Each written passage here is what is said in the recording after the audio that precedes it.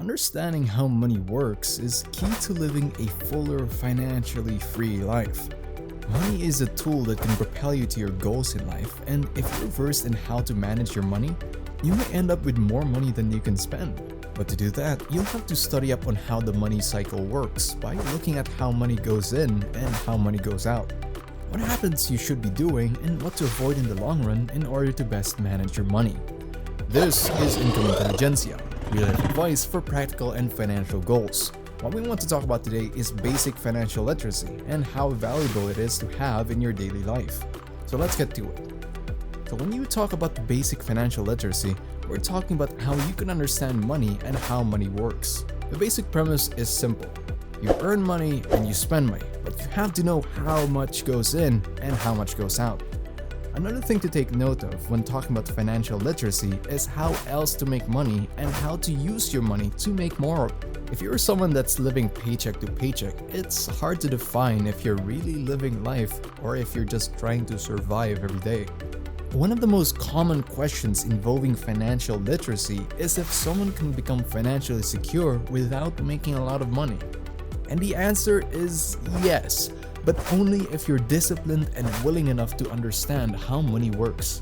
You see, the money that's left unspent is oftentimes saved for emergency purposes, which is great because you never know when your car might break down or your phone will be stolen. You'll need money to circumvent those problems when they happen, and to do that, having an emergency fund would do wonders for you.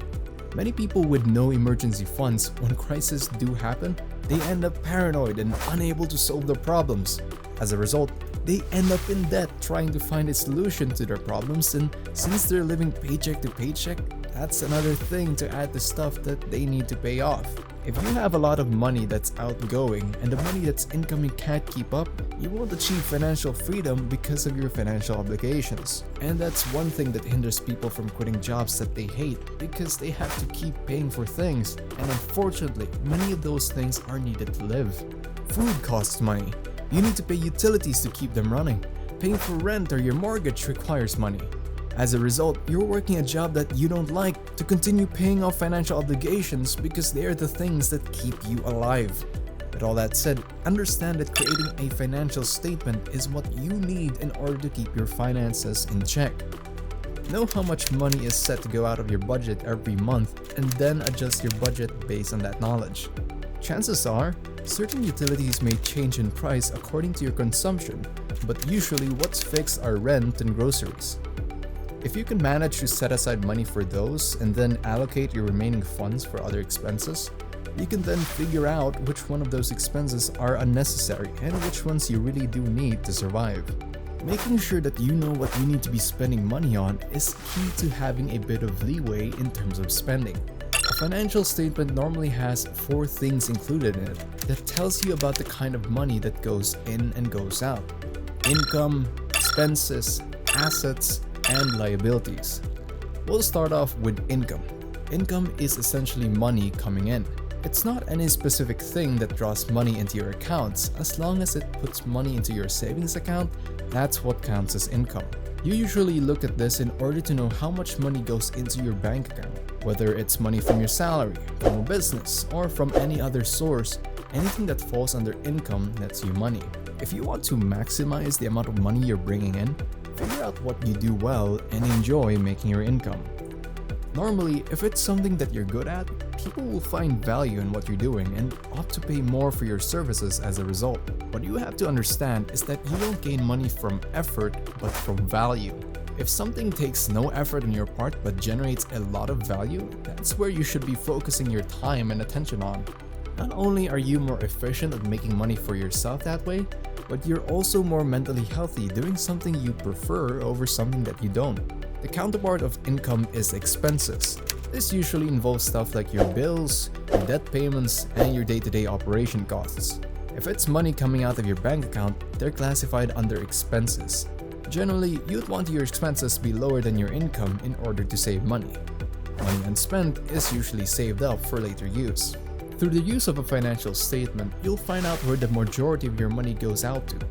Whether it's the important things like utilities that you need to cut back on, or luxuries that somehow end up pricier than what you initially expected. Understand that you need to know which of your expenses are fixed and which aren't. Maybe you're still paying off a debt and you have to pay a fixed amount in regular intervals. Perhaps your rent payments haven't changed and aren't likely to change anytime soon. As long as it's a constant payment that you need to pay for, classify them under here and then assess the remainder of your budget and allocate accordingly. Some people try a good ratio of 50% towards bills and housing, 30% towards debt and/or savings, and 20% for entertainment purposes. You don't want to be stuck with a payment that you need to carry over on your next payday. The moment that you are, you significantly alter your budget for the next paycheck, and you're left with even more expenses as a result. Through a financial statement, you'll know what the unnecessary expenses are, and as a result, you're able to minimize your spending. That said, the third one we need to talk about is assets. Assets, in its most simplest definition, are things that you own that have value. They can be in the form of a house, a collectible car, anything that has value and will continue to retain its value or increase it. One of the most common and lucrative ways you can increase your assets is by investing your money in the stock market. Now, there are several pieces of advice involving the stock market that you may hear, but perhaps one of the most important ones to follow is to start investing as soon as you can. There's no other way around it but to just start investing. You need to know about the stock market and actually study up on it, but unless you start and take that first step, you'll only keep reading about how the market changes and how you could have made good decisions with your money if you started earlier. Your stocks are your assets and they will make your money. Whether through capital gains or through dividends, stocks are good liquid assets to have. And if we have our assets, we also have liabilities. These are the things that you have to continuously pay for. Some examples are debts. If you borrow money from a bank, a friend, or anyone else, that borrowed money is a liability. You have to pay it back someday. Bills to pay. When you receive bills for things like electricity, water, or your phone, those are also liabilities. You owe money for the services you've used. Taxes. The taxes you owe to the government are liabilities. You have to pay your taxes on time, and they are a legal financial responsibility. Mortgage. If you have a mortgage on your house, that's a big liability. It's the amount you still owe on your home loan. In simple terms, liabilities are the financial obligations or responsibilities that you have to fulfill by paying money in the future. They represent what you owe to others. Knowing how your assets, liabilities, income, and expenses work builds you a solid foundation on how you should manage your money and what decisions you should be making in terms of your financial health. If you've enjoyed this video and found this helpful, please hit the like and subscribe button. We'd like to be able to grow alongside you, and we'll come to have you in our next video.